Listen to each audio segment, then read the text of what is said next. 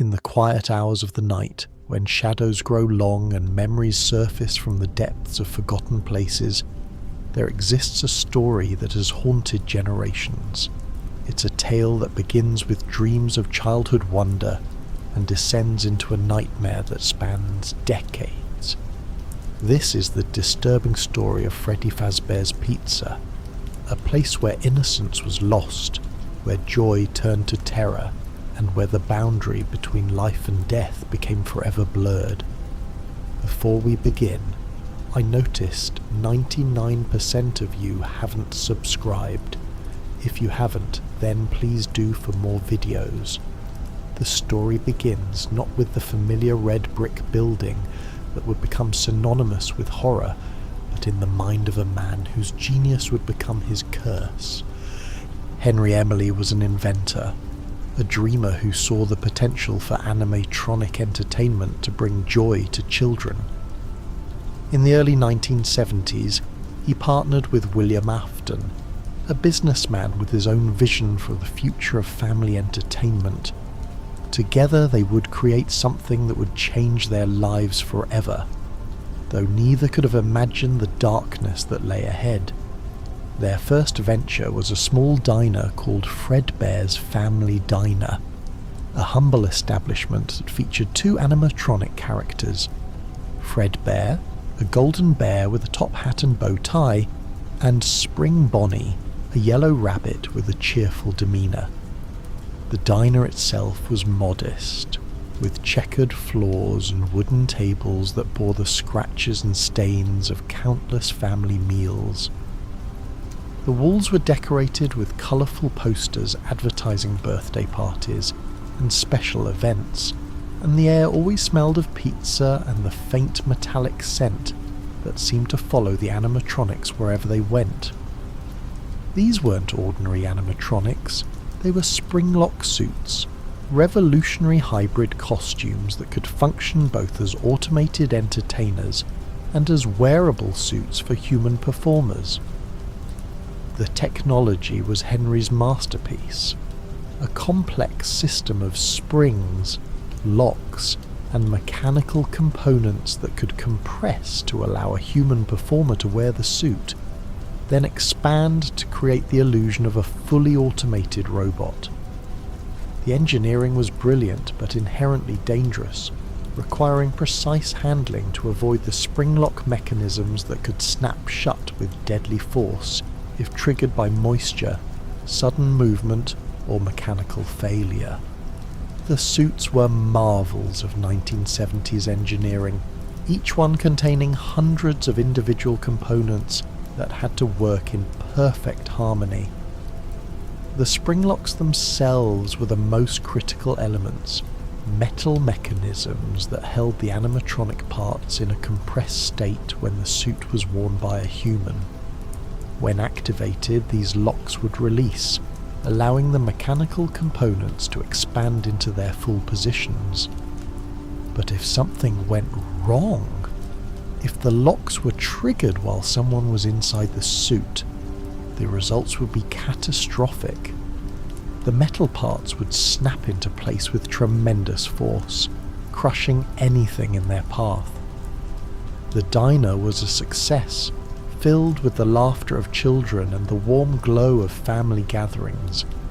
Parents would bring their children to see the singing, dancing bears and rabbits, never suspecting that they were witnessing the birth of something that would become a legend of terror. The performances were simple but enchanting.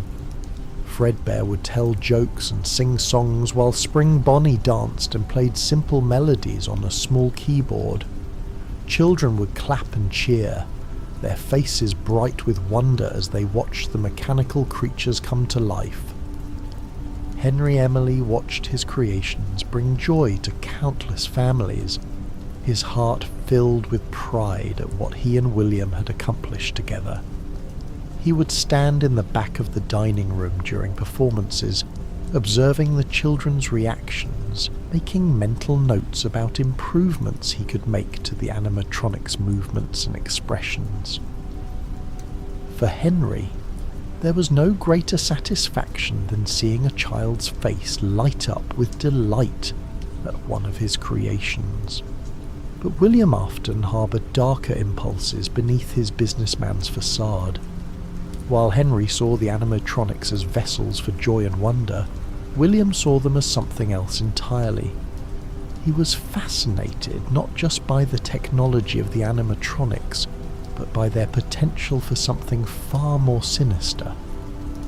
He would spend hours studying the spring lock mechanisms, asking detailed questions about how they worked, how they could be triggered, how they could be controlled.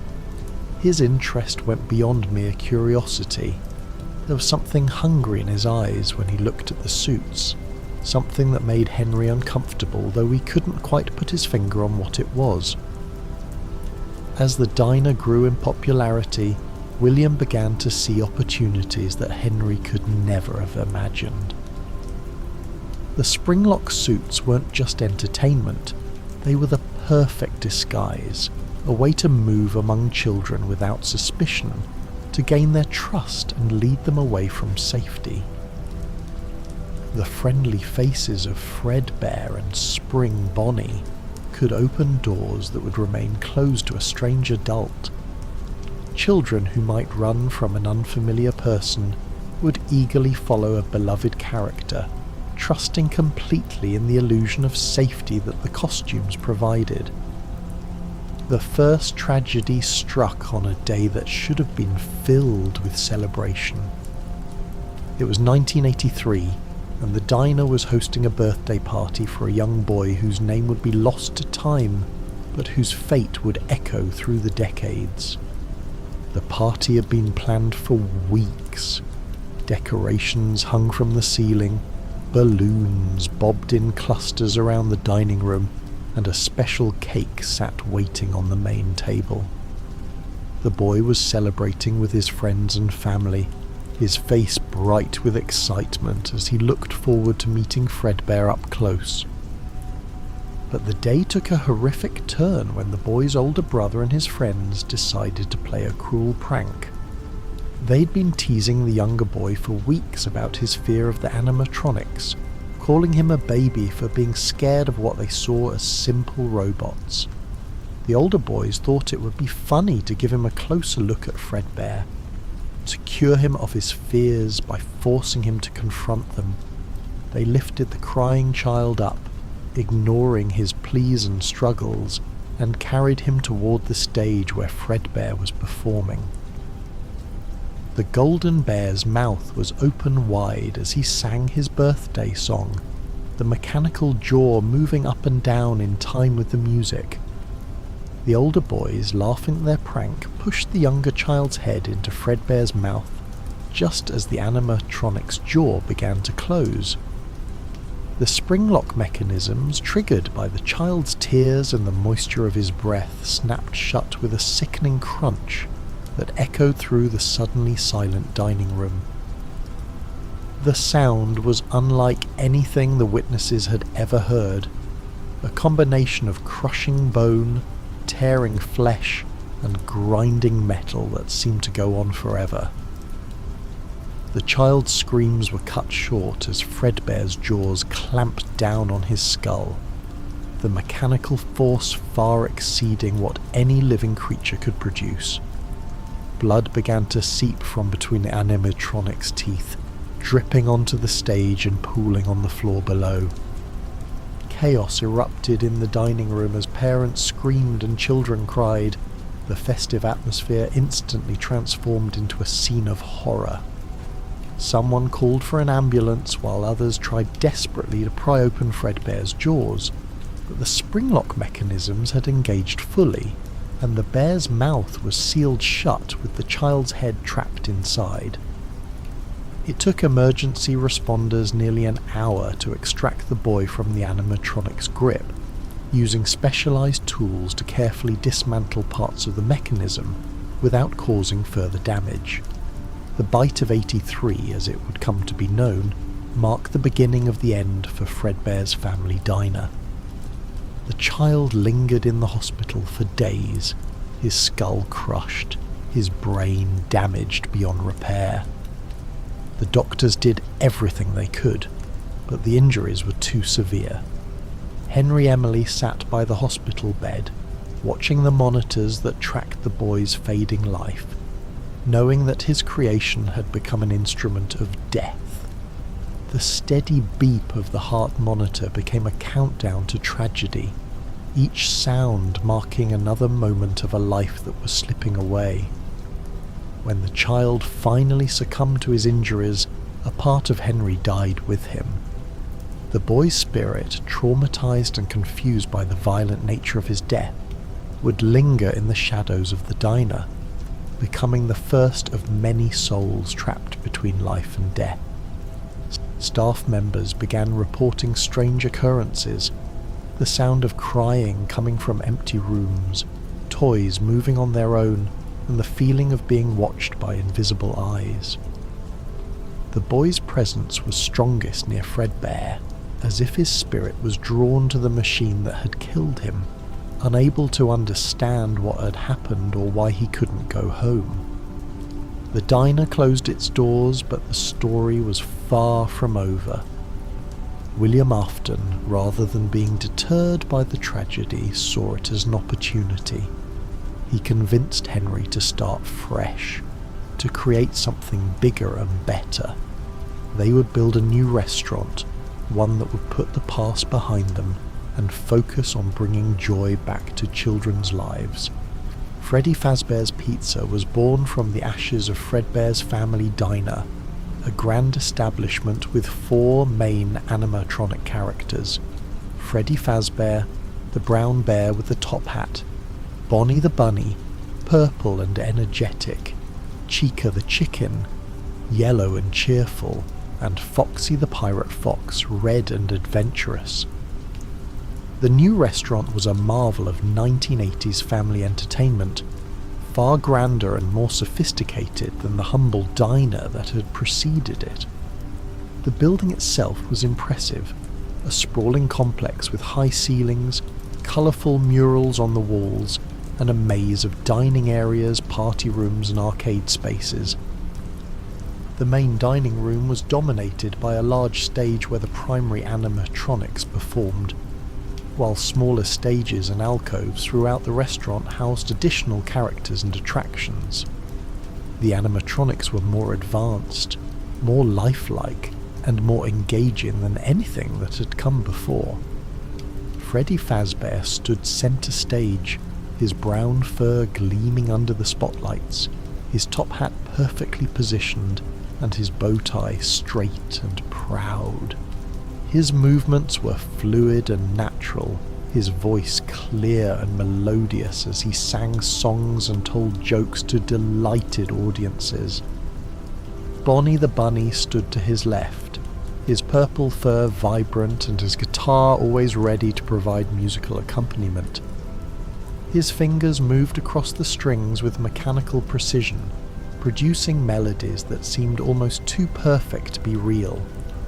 Chica the chicken occupied the right side of the stage, her yellow feathers bright and cheerful, her bib reading "Let's Eat" in bold letters.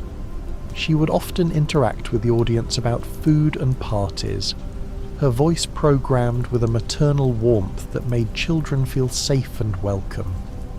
And in his own special area called Pirate Cove, Foxy the pirate fox entertained smaller groups with tales of adventure on the high seas, his red fur and pirate attire making him a favourite among children who loved stories of treasure and adventure. Children flocked to Freddy Fazbear's Pizza, drawn by the colourful characters and the promise of fun. The restaurant buzzed with activity during the day. Birthday parties filled the party rooms, families gathered around tables laden with pizza and soda, and the constant sound of children's laughter echoed through the halls. The arcade area was always crowded with kids playing games and trying to win prizes, while parents watched from nearby tables, enjoying the sight of their children having fun in what seemed like a safe and wholesome environment. The main stage would come alive with music and movement as Freddy, Bonnie and Chica performed for delighted audiences. Their shows were elaborate productions with synchronized movements, coordinated lighting, and songs that range from classic children's tunes to original compositions created specifically for the restaurant. The animatronics seemed almost alive during these performances, their eyes tracking the audience, their movements perfectly timed to the music, their voices blending together in harmonies that filled the dining room with joy. Foxy's shows in Pirate Cove were more intimate affairs, with the Red Fox emerging from behind a curtain to tell stories of his adventures on the seven seas.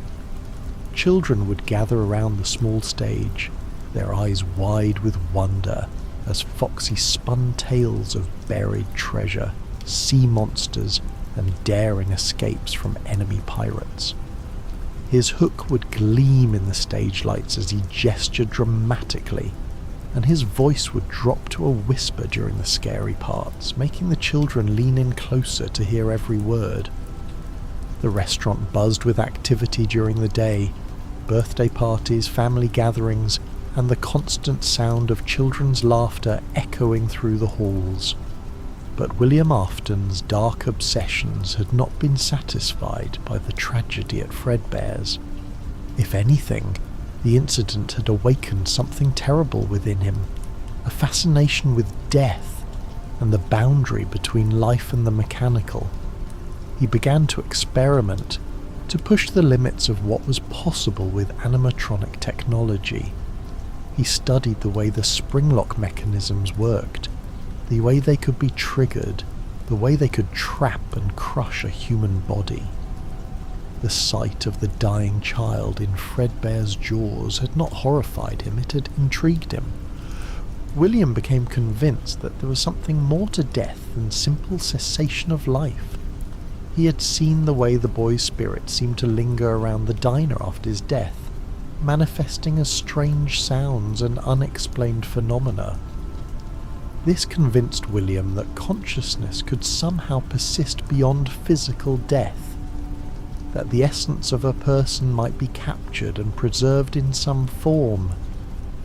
He began to see the animatronics not just as entertainment devices, but as potential vessels for human souls.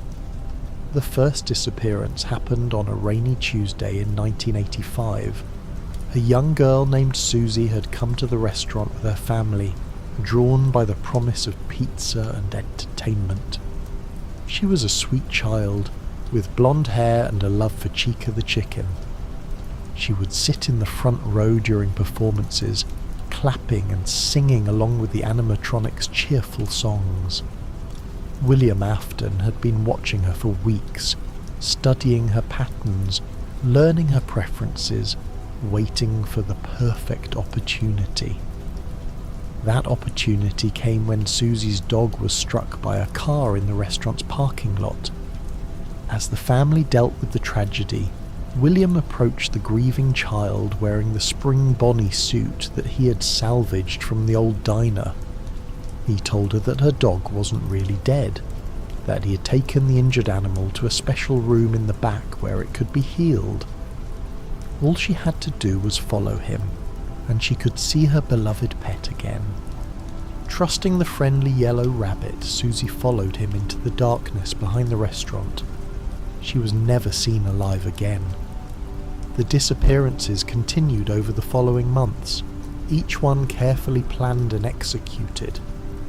Jeremy was next, a boy who loved Bonnie's guitar playing and would often request specific songs during performances. William lured him away with promises of a private concert, telling him that Bonnie wanted to play just for him in the back room.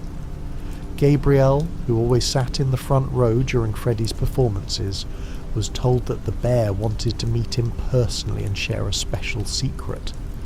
Fritz, who would spend hours watching Foxy's pirate shows, was promised a treasure hunt that would lead him to real pirate gold. And finally, there was Cassidy, a girl whose fate would prove to be different from the others. She was more suspicious and less trusting than the other children, and she had begun to notice strange things about the man in the spring Bonnie suit. She'd seen him watching the other children with an intensity that made her uncomfortable, and she had tried to warn her friends about him. But her warnings went unheeded, dismissed as the overactive imagination of a nervous child. William realized that she posed a threat to his activities, and decided that she had to be eliminated. 5 children in total vanished from Freddy Fazbear's pizza. Their disappearances spread out over time to avoid suspicion. The police investigated, but they found no evidence, no witnesses, no trace of what had happened to the missing children. William Afton was questioned, as were all the employees, but his alibi was solid. He had been performing as Spring Bonnie during the times of the disappearances, entertaining children in full view of dozens of witnesses. No one suspected that the friendly rabbit character they had seen was actually the killer in disguise. What the police didn't know, what no one could have suspected, was that William had hidden the bodies of the children inside the very animatronics that had entertained them. Using his knowledge of the robot's internal mechanisms, he had carefully disassembled parts of their endoskeletons to create space for the small corpses, then reassembled everything in a way that would hide the evidence while still allowing the animatronics to function normally. Susie was placed inside Chica, her love for the yellow chicken making the choice seem almost poetic to William's twisted mind. Jeremy was stuffed into Bonnie, Gabriel into Freddy, and Fritz into Foxy. The 5th child, Cassidy, was hidden in a secret animatronic that few knew existed. Golden Freddy, a mysterious yellow bear that appeared only rarely and seemed to exist in a state between reality and nightmare. The children's souls, traumatized by their violent deaths and trapped within the mechanical bodies of their killers, began to manifest in ways that defied explanation. The animatronics started to behave strangely, moving when they shouldn't, appearing in places they weren't supposed to be, their eyes following people with an intelligence that seemed almost human. Staff members reported feeling watched, hearing whispers in empty rooms, seeing shadows move when no one was there. The cheerful songs that the animatronics had once performed became distorted and eerie, their mechanical voices taking on tones of sadness and anger. Henry Emily, unaware of his partner's crimes, struggled to understand what was happening to his creations. The animatronics that had once brought him such pride were becoming sources of fear and unease. He worked tirelessly to fix whatever was wrong, to restore them to their original purpose, but nothing he did seemed to help. The robots continued their strange behaviour, and the restaurant's reputation began to suffer. Parents started to complain about the unsettling atmosphere, and some refused to bring their children back. The situation reached a breaking point during what would become known as the missing children incident. A security guard working the night shift reported seeing the animatronics moving freely around the restaurant after hours, their movements purposeful and coordinated. He described Freddy standing in the main dining area, staring at the security cameras with eyes that seemed to burn with an inner fire. The bear's mechanical jaw would open and close as if trying to speak, and a faint sound like crying could be heard coming from within his chest cavity. Bonnie had been found in the supply closet, his guitar clutched in mechanical hands that trembled with barely contained rage. The purple rabbit's eyes would glow in the darkness, and staff members reported hearing the sound of a child's voice calling for help from somewhere inside the robot's body. Chica wandered the kitchen, her beak opening and closing as if trying to speak words that would never come. The smell of decay seemed to follow her wherever she went, and her movements had become jerky and unnatural. Foxy had been seen running through the halls, his hook gleaming in the emergency lighting, chasing shadows that only he could see. The Pirate Fox's behaviour had become increasingly aggressive, and several staff members reported being startled by his sudden appearances. His mechanical voice box would sometimes activate on its own, producing sounds that resembled a child's screams mixed with the grinding of gears and metal. The guard quit the next morning, but his report sparked an investigation that would uncover evidence of the children's deaths. A health inspector, drawn by reports of a foul odour coming from the animatronics, discovered traces of blood and mucus seeping from their joints. The robots were immediately shut down and examined, revealing the horrific truth that William Afton had hidden so well. The decomposed remains of 5 children were found stuffed inside the animatronic endoskeletons, their small bodies crushed and mangled by the mechanical components. The discovery sent shockwaves through the community. Freddy Fazbear's Pizza was closed indefinitely, its reputation destroyed by the revelation that it had been the site of multiple murders. William Afton was arrested and charged with the deaths of the 5 children, but the evidence was largely circumstantial. The bodies had been so badly decomposed and damaged by their time inside the animatronics that determining the exact cause of death was impossible. There were no witnesses to the actual murders, and William's alibi seemed solid. During the investigation, William maintained his innocence, claiming that he had no knowledge of how the children's bodies had ended up inside the robots. He suggested that someone else must have been responsible, perhaps a disgruntled employee or a disturbed individual who had gained access to the restaurant after hours. His lawyers argued that the prosecution's case was built on speculation and circumstantial evidence, that there was no direct proof linking their client to the murders. The families of the victims were devastated by the legal proceedings. They sat in the courtroom day after day, listening to the details of their children's deaths, watching as William Afton's defence team systematically dismantled the prosecution's case. The parents of Susie, Jeremy, Gabriel, Fritz and Cassidy had to endure the horror of learning how their children had died, how their small bodies had been violated and hidden away like discarded toys. In the end, William Afton was acquitted of all charges. The jury, despite their personal feelings about his guilt, couldn't convict him based on the evidence presented. He walked out of the courtroom a free man, but his reputation was destroyed. The community knew what he had done, even if the legal system couldn't prove it. He became a pariah, shunned by former friends and colleagues, his business ventures failing one after another.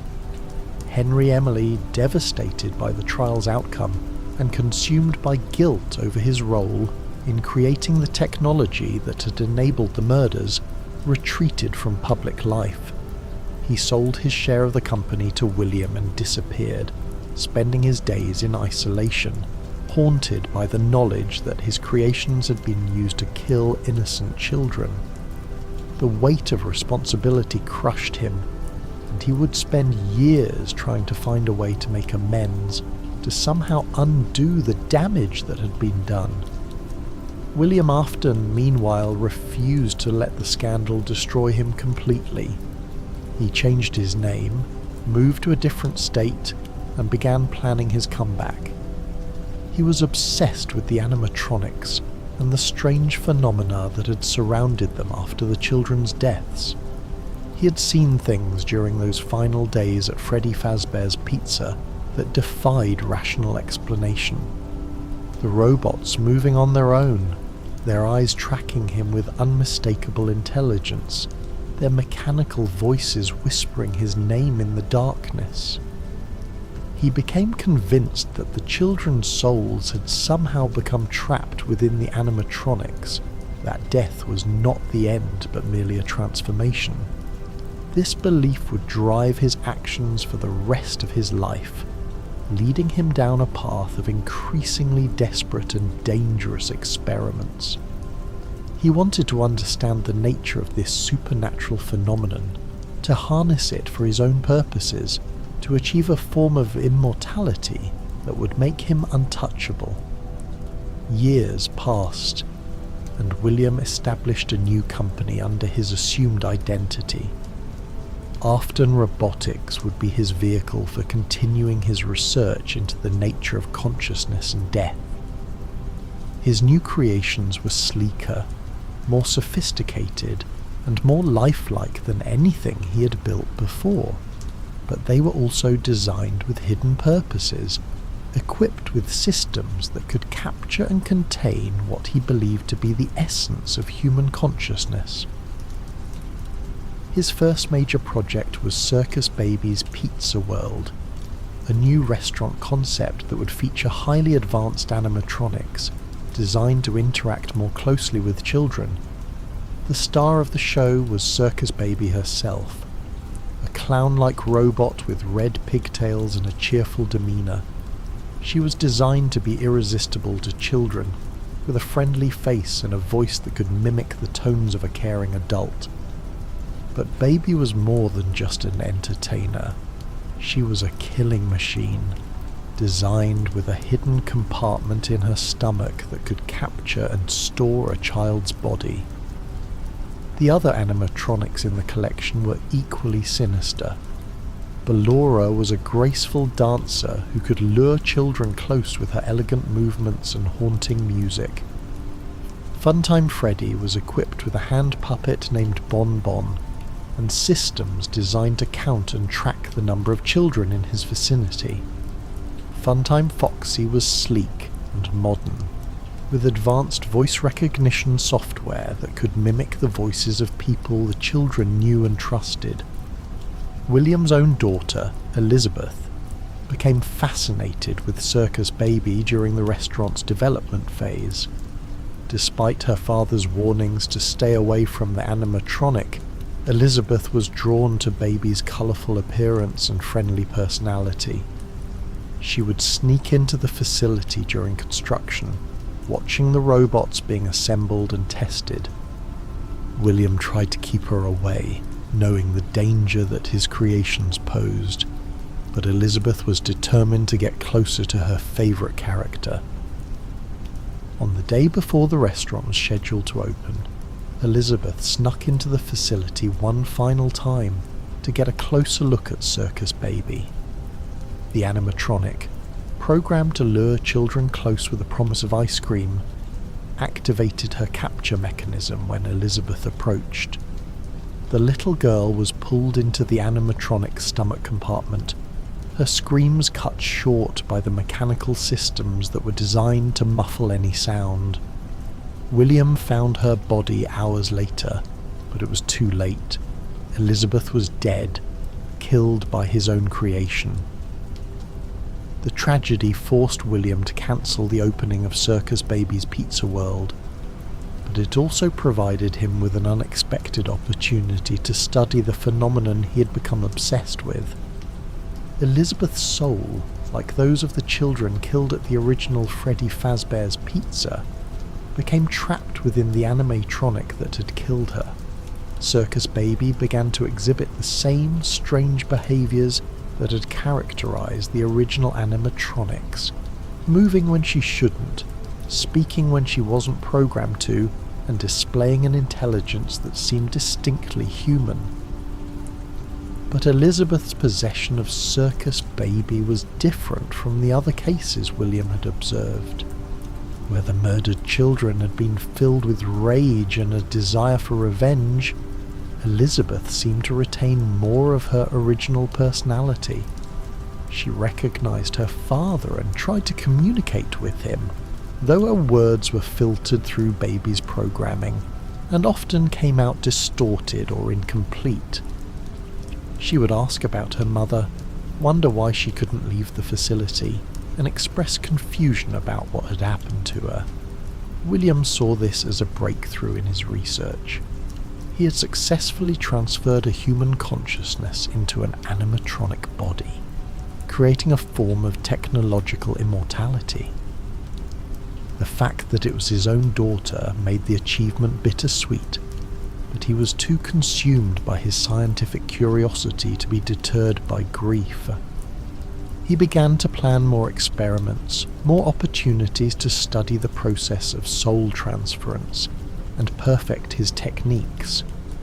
Meanwhile, Henry Emily had not been idle during his years of self-imposed exile. Haunted by guilt over his role in creating the technology that had enabled William's crimes, he had been working on a way to make amends. He had studied the reports of supernatural activity at the abandoned Freddy Fazbear's pizza, and he had come to the same conclusion as William. The children's souls were trapped within the animatronics, unable to find peace. But where William saw an opportunity for exploitation, Henry saw a tragedy that needed to be resolved. He began developing technology that could free the trapped souls, allowing them to move on to whatever came after death. His research led him to create new animatronics designed not to capture souls but to release them, robots that could serve as vessels for the spirits to inhabit temporarily before being guided to their final rest. The two former partners, now driven by opposing goals, began a shadow war that would span decades. William continued his experiments in soul harvesting and consciousness transfer, creating new animatronics and new opportunities to study the phenomenon of spiritual possession.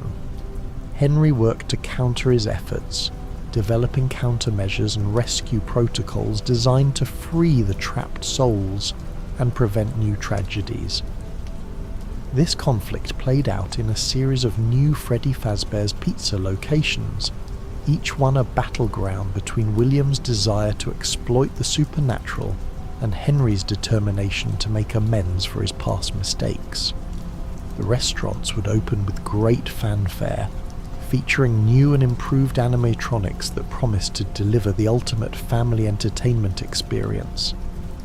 But each location would eventually succumb to the same pattern of strange occurrences, unexplained incidents, and supernatural phenomena that had plagued the original restaurant. The animatronics in these new locations were more advanced than their predecessors, but they were also more dangerous.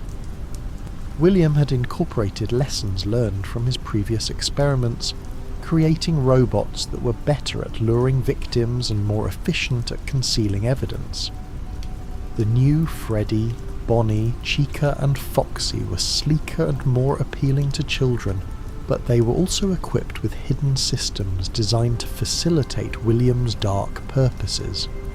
Security guards working the night shift at these locations reported increasingly disturbing encounters with the animatronics. The robots would move freely through the restaurants after hours, their behaviour becoming more aggressive and purposeful with each passing night.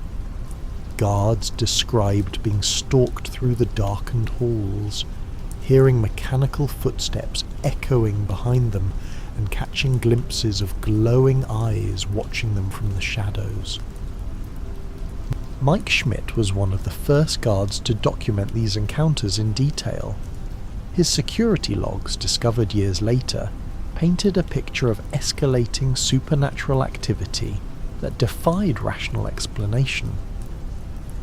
On his first night, Mike reported that the animatronics had moved from their designated positions, appearing in different locations throughout the restaurant without any apparent cause. Freddy had been found standing in the main dining area, staring directly at the security camera with eyes that seemed to burn with inner fire. As the nights progressed, the encounters became more direct and more terrifying. Mike described Bonnie appearing in the hallway outside the security office, his purple form barely visible in the dim emergency lighting. The rabbit would stand motionless for hours, his glowing eyes fixed on the office door, as if waiting for the perfect moment to strike. The sound of his mechanical breathing could be heard through the walls, a rhythmic wheeze that seemed to grow louder as the night wore on. Chica's behaviour was equally disturbing. Mike reported finding her in the kitchen, her beak opening and closing as if she were trying to speak. The sound of pots and pans clattering would echo through the restaurant, though security cameras showed no movement in the kitchen area. Sometimes, Mike would hear what sounded like a child's voice calling for help, the sound seeming to come from within Chica's mechanical body. Foxy was perhaps the most aggressive of the animatronics during these nighttime encounters. Mike described the pirate fox as a blur of red fur and gleaming metal, running through the halls at impossible speeds. The sound of his mechanical footsteps would echo through the building, growing closer and closer to the security office until suddenly stopping just outside the door. Mike would hold his breath, listening to the silence, knowing that Foxy was just on the other side of the thin barrier that separated safety from certain death. The most terrifying encounters involved the animatronics attempting to stuff security guards into spare Freddy Fazbear suits, a process that would inevitably result in death due to the sharp metal components and wiring inside the costumes. The robots seemed to believe that anyone found in the restaurant after hours was an endoskeleton without its costume, and they were determined to help by providing the missing suit components. Mike described the horror of being cornered by multiple animatronics, their mechanical hands reaching for him with single-minded determination, their glowing eyes reflecting a twisted form of care and concern. The guards who survived these encounters described the animatronics' movements as unnaturally fluid and purposeful, far beyond what their original programming should have allowed. They moved with the coordination of living beings, communicating with each other through subtle gestures and positioning. It was as if the mechanical bodies were being controlled by intelligences that understood strategy and cooperation, that could plan and execute complex hunting behaviours. Jeremy Fitzgerald, who worked as a guard at a later location, reported even more disturbing phenomena. The new animatronics at his location were more advanced, with facial recognition software and improved mobility systems, but they also seemed to be possessed by the same supernatural forces that had animated the original characters. Jeremy described encounters with Toy Freddy, Toy Bonnie and Toy Chica that were eerily similar to Mike's experiences, but with an added layer of technological sophistication that made them even more terrifying. The toy animatronics could move more quickly and quietly than their predecessors, appearing in locations without triggering the motion sensors that should have detected their movement. They seemed to understand the security system's limitations and blind spots, using this knowledge to approach the guard's position without being detected until it was almost too late. Jeremy reported feeling constantly watched, even when the cameras showed no animatronics in his vicinity. The most disturbing aspect of Jeremy's encounters was the way the animatronics seemed to recognize him as an individual, responding to his presence with what appeared to be personal animosity. They would position themselves in ways that blocked his escape routes, coordinate their movements to trap him in the security office, and demonstrate a level of strategic thinking that went far beyond their original programming. Fritz Smith, who worked a single night at the location before disappearing entirely, left behind a security log that was barely coherent, filled with frantic scribbles and desperate pleas for help. His final entry described being surrounded by all the animatronics at once, their glowing eyes forming a circle around the security office as they closed in for what he was certain would be his final moments. The log ended abruptly, and Fritz was never seen again. Phone Guy, a mysterious figure who left recorded messages for the security guards, provided some insight into the animatronics' behaviour and the history of the incidents. His messages, delivered in a cheerful tone that contrasted sharply with the horrific content, revealed that the restaurant's management was well aware of the supernatural activity, but chose to cover it up rather than address the underlying problems. The Phone Guy's messages became increasingly desperate as the incidents escalated, his cheerful facade cracking to reveal genuine fear and concern for the guard's safety. He provided tips and strategies for surviving the night shifts, but his advice became more frantic and less coherent as time went on. His final message was a recording of his own death, the sound of animatronic voices and mechanical movement audible in the background, as he was apparently killed by the very creatures he'd been trying to help others avoid. The supernatural phenomena weren't limited to the animatronics' movements and behaviour. Guards reported experiencing hallucinations, hearing voices that seemed to come from nowhere, and seeing apparitions of children in the darkened halls. These ghostly figures would appear briefly in peripheral vision, always just out of direct sight, their presence accompanied by a drop in temperature and an overwhelming sense of sadness and loss.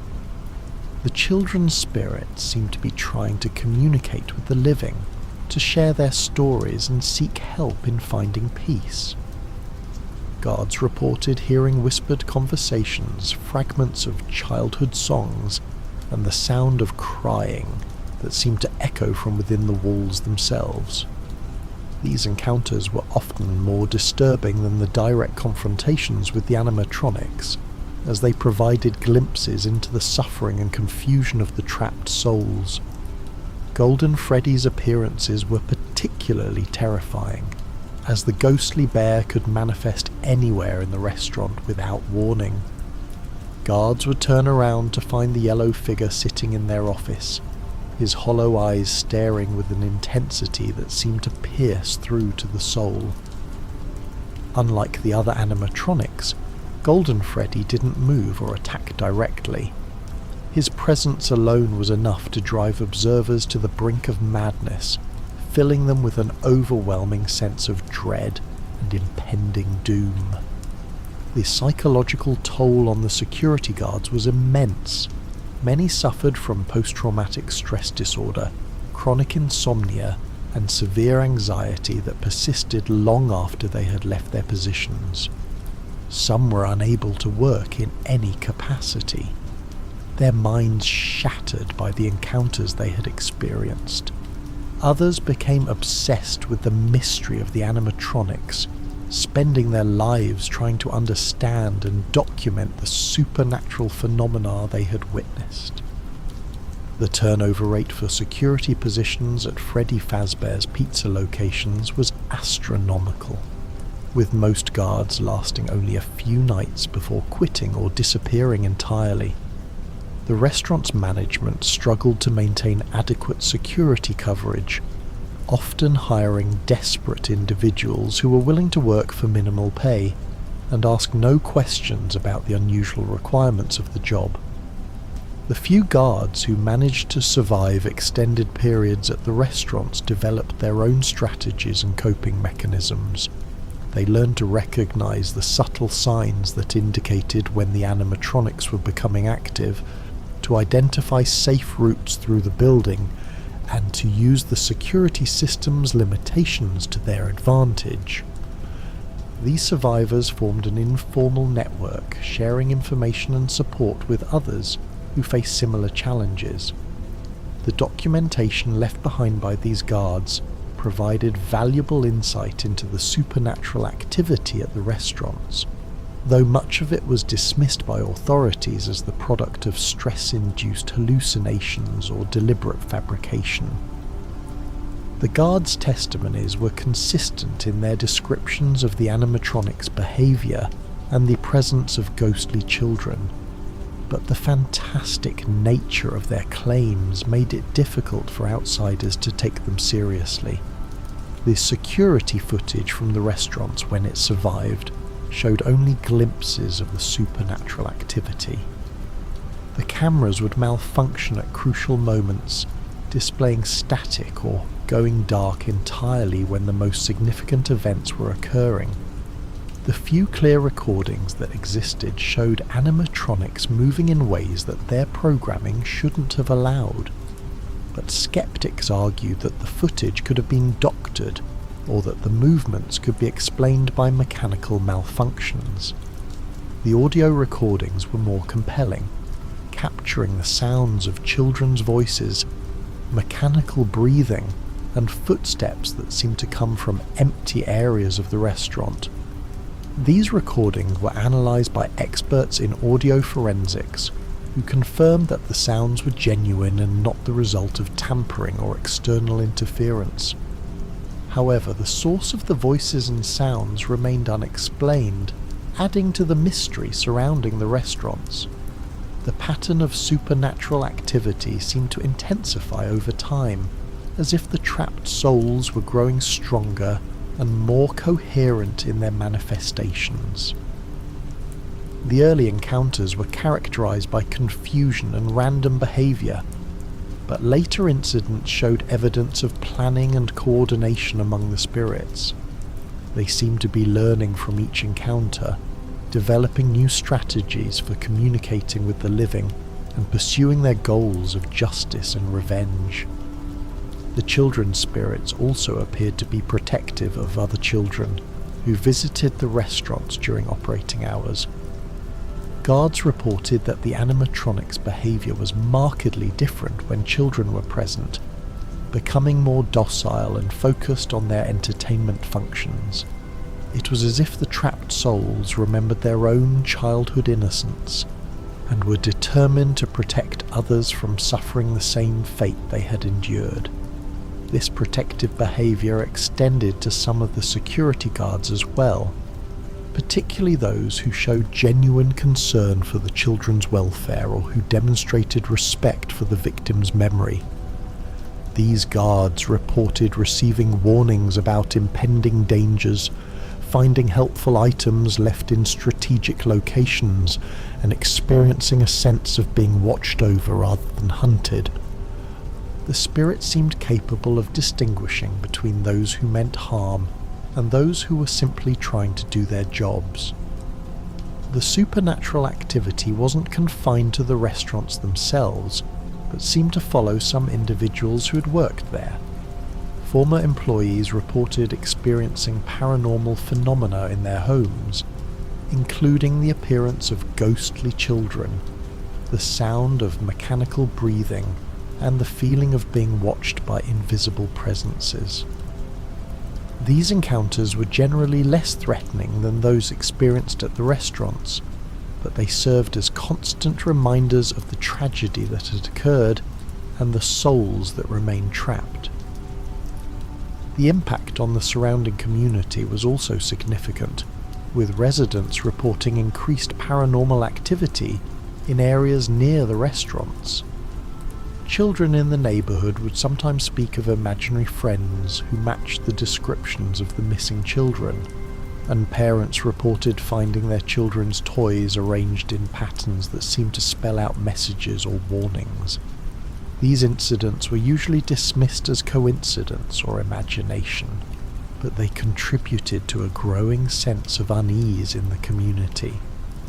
The restaurant's influence seemed to extend beyond the physical realm, affecting the dreams and subconscious minds of those who'd been exposed to the supernatural activity.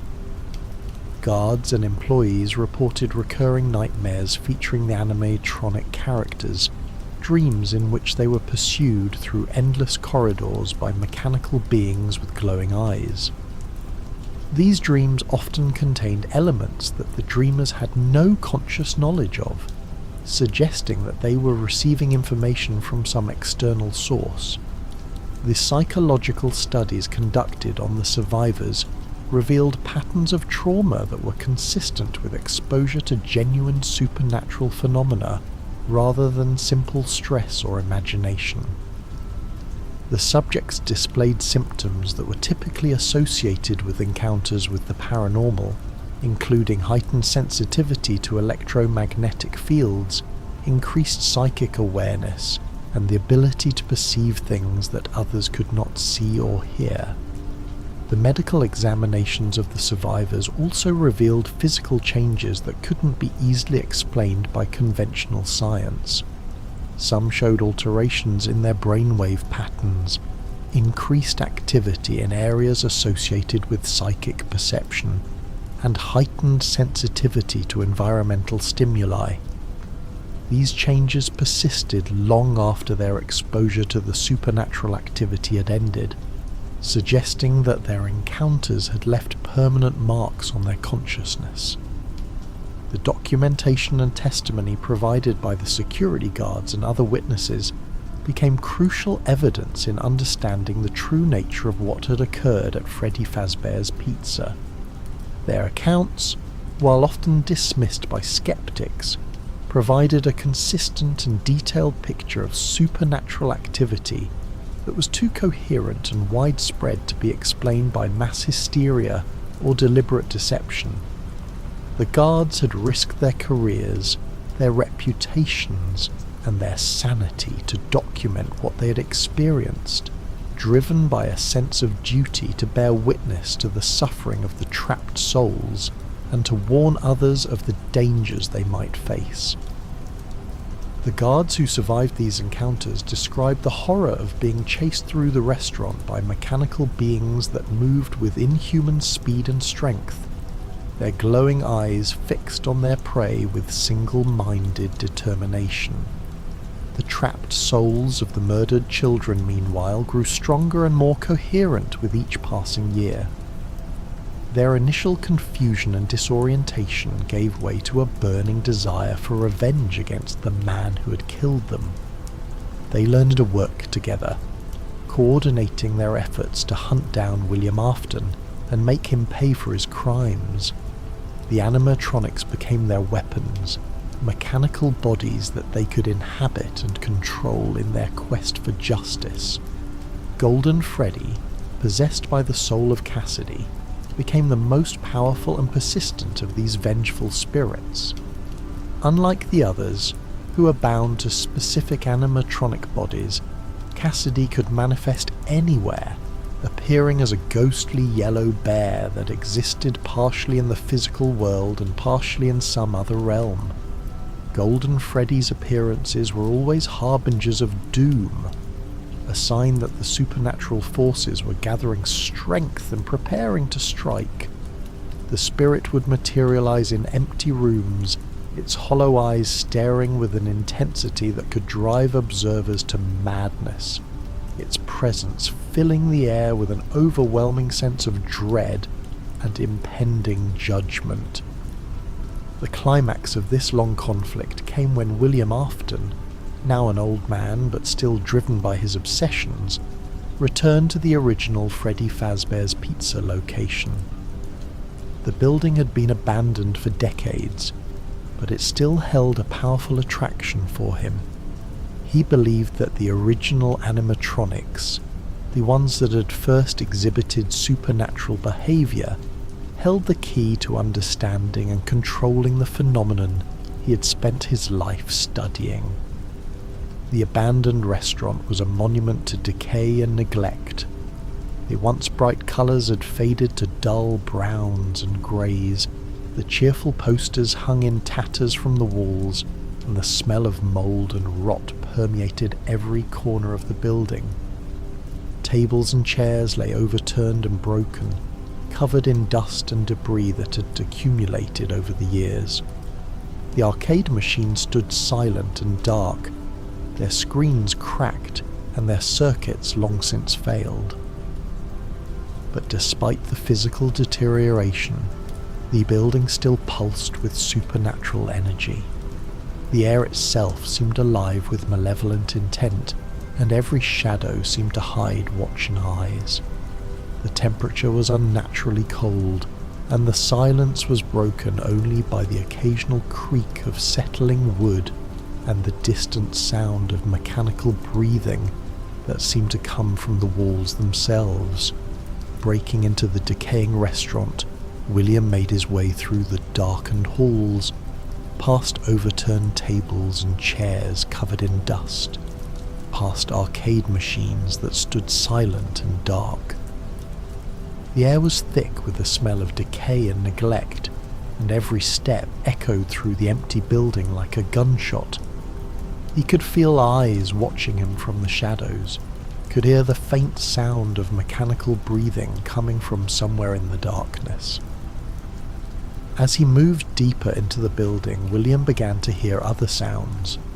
The whisper of children's voices, the soft padding of small feet on dusty floors, and the occasional giggle that seemed to come from everywhere and nowhere at once. These were the sounds of the trapped souls, the children whose lives he had stolen so many years ago. They had been waiting for this moment, gathering their strength and preparing for their final confrontation with their killer. The animatronics were there, waiting for him. Freddy, Bonnie, Chica and Foxy, their bodies corroded and damaged by years of neglect, but still animated by the souls of the children he had killed. They emerged from the shadows like spectres from a nightmare, their movements jerky and unnatural, their eyes glowing with an inner fire that spoke of decades of accumulated rage and hatred. The children's voices could be heard coming from within the mechanical bodies, distorted by the damaged voice boxes but still recognizable as the innocent sounds they had once made in life. The confrontation was both physical and spiritual, a battle that took place on multiple levels of reality. The children's spirits, no longer confused and disoriented as they had been in the early days after their deaths, had learned to work together with devastating effectiveness. They moved with purpose and coordination, surrounding William and cutting off his escape routes with the precision of experienced hunters. Freddy stepped forward first, his top hat askew, his bow tie hanging loose around his neck. The bear's jaw opened and closed as Gabriel's voice emerged, asking why William had killed him, why he had taken him away from his family. The words were filled with pain and confusion, but also with a terrible determination to see justice done. Gabriel's spirit had spent decades trapped within the mechanical body, and his anger had only grown stronger with time. Bonnie's guitar hung broken at his side, but Jeremy's spirit made the strings vibrate with a mournful melody that spoke of dreams cut short and songs that would never be sung. The purple rabbit's eyes glowed with an inner fire as Jeremy's voice joined Gabriel's, demanding answers, demanding justice for the life that had been stolen from him. His love of music had been perverted into an instrument of torment, but now it would serve as a weapon of retribution. Chica's beak was cracked and damaged, but Susie's voice still came through, asking about her dog, wondering if it was still waiting for her in that special room William had promised.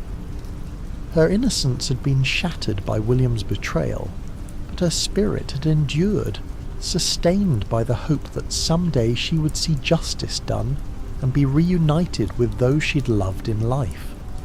Foxy's hook was rusted and dull, but Fritz's spirit made it gleam in the dim light as he spoke of treasure hunts that had led only to death and darkness.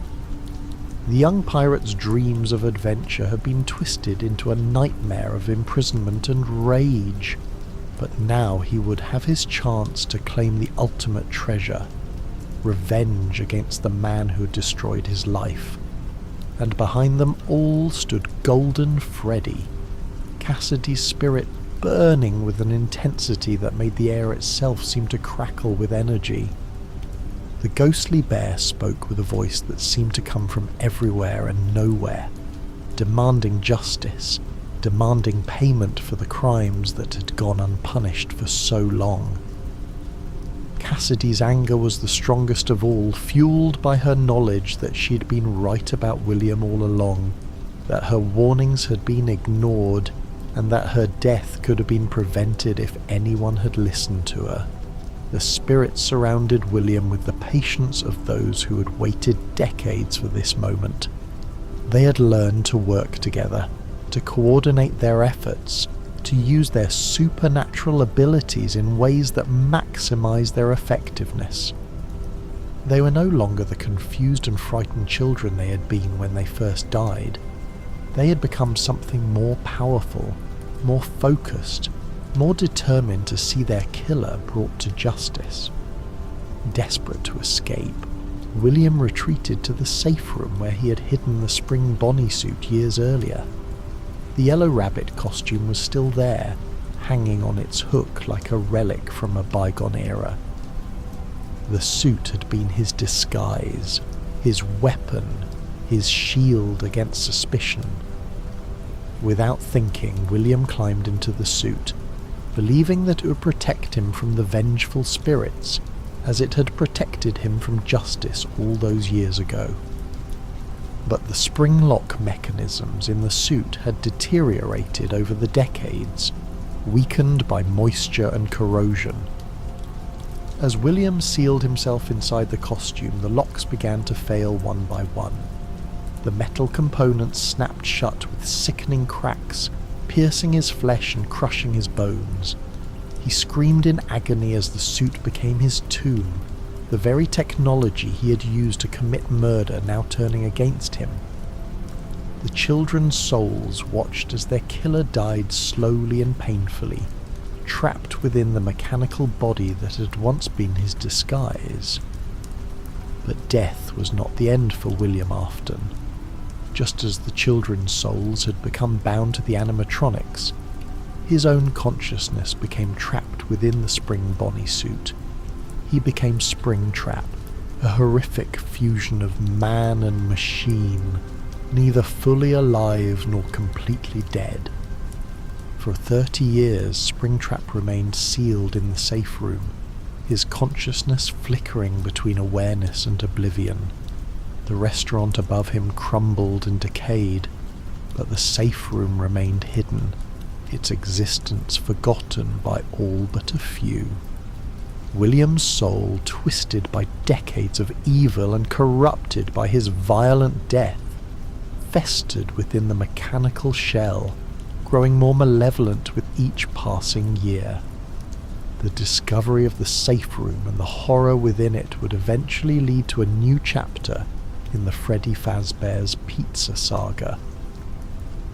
Fazbear's Fright, a horror attraction designed to capitalize on the urban legends surrounding the restaurant chain, would unknowingly release Springtrap from his prison. The attraction's creators, believing they had found an authentic piece of Freddy Fazbear history, had no idea that they were unleashing a monster that had been contained for 3 decades. Springtrap's escape marked the beginning of a new phase of terror, as William Afton's corrupted soul sought to continue his work from beyond the grave. The animatronic body that had become his prison was also his weapon, allowing him to move through the world and continue his experiments in death and consciousness transfer. He was no longer bound by human limitations, no longer vulnerable to the physical constraints that had once held him back. But the children's souls had not given up their quest for justice. They continued to pursue their killer, following him from location to location, determined to ensure that he would never find peace. The conflict between William Afton and his victims had transcended death itself, becoming an eternal struggle between evil and the desire for justice. Henry Emily, now an old man himself, finally emerged from his self-imposed exile to confront the monster his former partner had become. He had spent decades preparing for this moment, developing technology and strategies designed to end the cycle of violence and free all the trapped souls, including William's. His plan was ambitious and dangerous, requiring him to sacrifice everything he had left to achieve his goal. The final confrontation took place in a new Freddy Fazbear's pizza location, one that Henry had designed specifically as a trap. He lured all the animatronics, Springtrap, Circus Baby and the others, to this location, promising them what they most desired.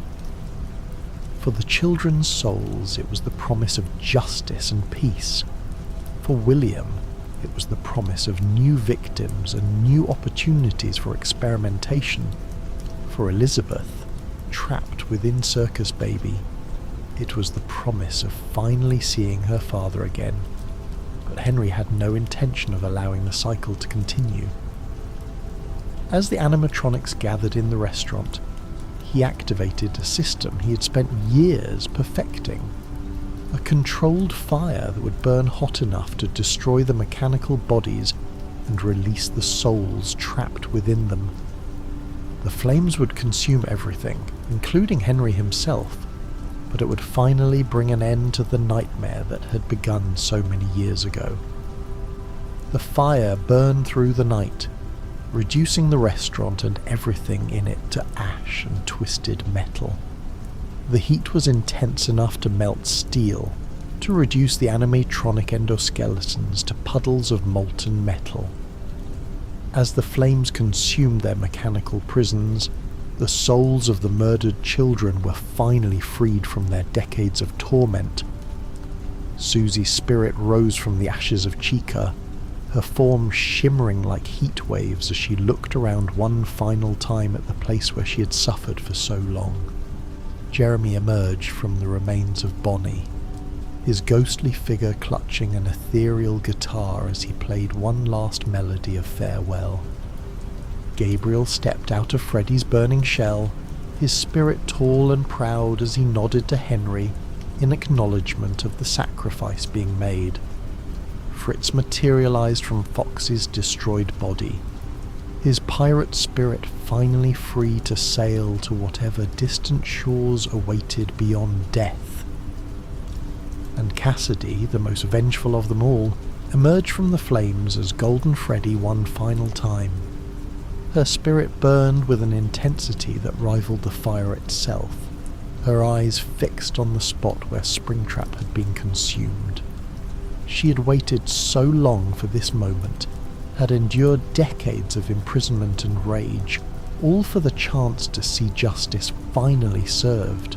Elizabeth's spirit, freed from Circus Baby's mechanical form, appeared as the little girl she had been before her father's creation had claimed her life. She looked around in confusion, her innocent eyes taking in the destruction and the ghostly forms of the other children. She reached out toward where her father had been, but there was nothing left. William Afton's corrupted soul had finally been consumed by the very flames he had tried to escape. The children's souls, finally freed from their mechanical prisons, found the peace that had been denied to them for so long. They moved on to whatever comes after death, their long quest for justice finally complete. The restaurant burned until nothing remained but ash and memories, the flames consuming not just the building, but the evil that had festered within its walls for so many years. Henry Emily's sacrifice had not been in vain. The cycle of violence that had begun with the bite of 83 was finally broken. The children were free, their souls no longer trapped in mechanical bodies, no longer bound to the earth by their desire for revenge. They had found their peace at last, and with it, the world became a little bit brighter, a little bit safer for the children who would come after them. In the quiet darkness of the night, when the world grows still and the mind begins to wander, let the memory of these children serve as a comfort rather than a source of fear. They have found their rest at last, their suffering ended, their innocence restored. Their story lives on not to frighten us, but to inspire us to be better guardians of the innocent, better protectors of the vulnerable, better defenders of the light against the darkness. The animatronic characters that once brought terror have been transformed by memory and meaning into symbols of resilience and hope. Freddy's top hat now represents the dignity of the innocent. Bonnie's guitar plays melodies of remembrance. Chica's cheerful demeanour reminds us of the joy that children bring to the world, and Foxy's adventures have become journeys toward justice and peace. As you drift off to sleep tonight, remember the children of Freddy Fazbear's Pizza, not as victims of horror, but as reminders of the innocence and joy that we must all work to protect. Their story may be dark, but it also carries within it the seeds of hope, the promise that good can triumph over evil if we have the courage to stand against the darkness. Sleep peacefully, knowing that their story serves as a guardian in the night, watching over all who remember them and learn from their tale. Their memory is a light in the darkness, a beacon of hope that guides us toward a better tomorrow, a world where such tragedies need never happen again. Sweet dreams, and may the lessons of Freddy Fazbear's Pizza inspire you to be a protector of innocence, a defender of justice, and a guardian of the light that shines in every child's heart.